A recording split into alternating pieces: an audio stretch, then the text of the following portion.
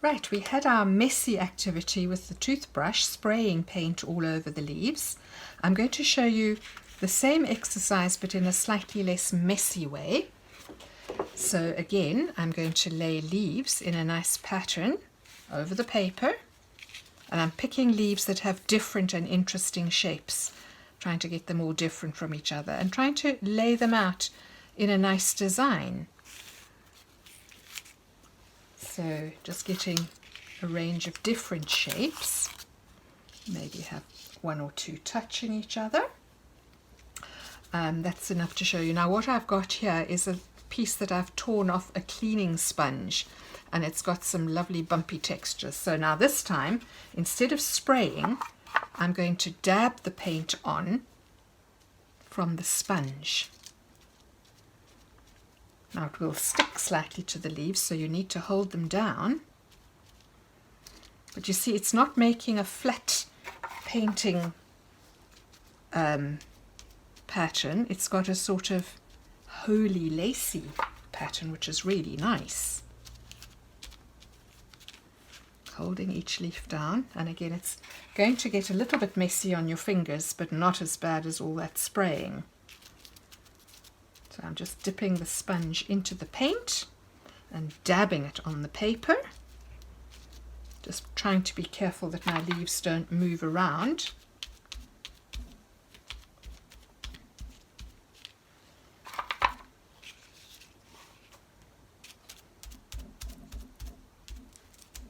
Okay, so I'm just going over the edge of each leaf. That one bounced. Just try and get it lined up again. And I'm going quite quickly because I want to get to the next colour before this one's completely dried out. That paint acted like glue and the leaf stuck to it. Let's see if I can put it back carefully where it was. There we go. Now I'm moving on to the next colour, which is the red.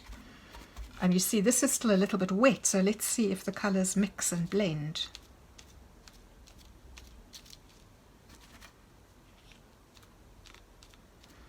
I'm dabbing it on very lightly because I'm wanting to get this sort of lacy pattern if I can.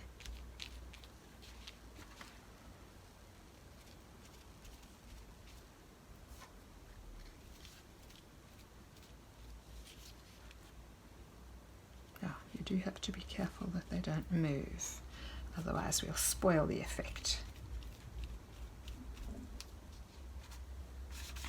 I don't know if you could maybe stick the leaves down with a little bit of blue tack. Now the fern, let's see what we can do there.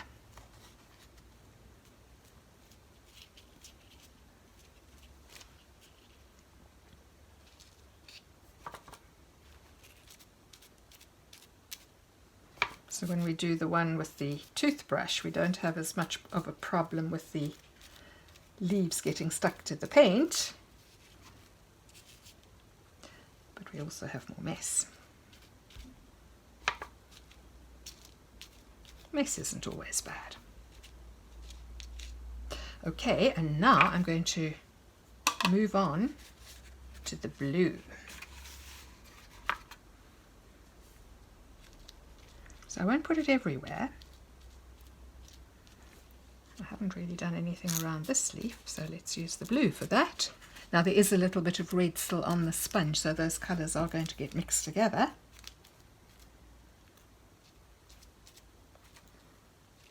Right, let's hold this one down, get a bit of blue, and anyway you can see that it's not being covered by another colour, we'll come in with the blue. Like on this fern here.